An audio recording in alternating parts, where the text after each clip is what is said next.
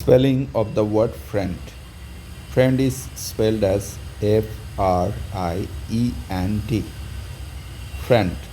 How many syllables does the word friend has? Look at here. Just one syllable. Friend. Knowing syllables sometimes help you to remember the spelling of any word easily. Friend. Okay.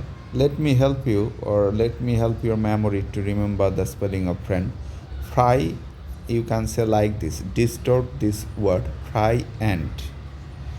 Think of the word friend as a friend to the end. That is your friendship to the end. A friend as a friend to the end. This helps you remember that it ends with end. E and D. Fry plus end. Okay. Look here. Here we are getting I before E. Sometimes this may confuse your brain. So that is why I before E. I comes before E usually.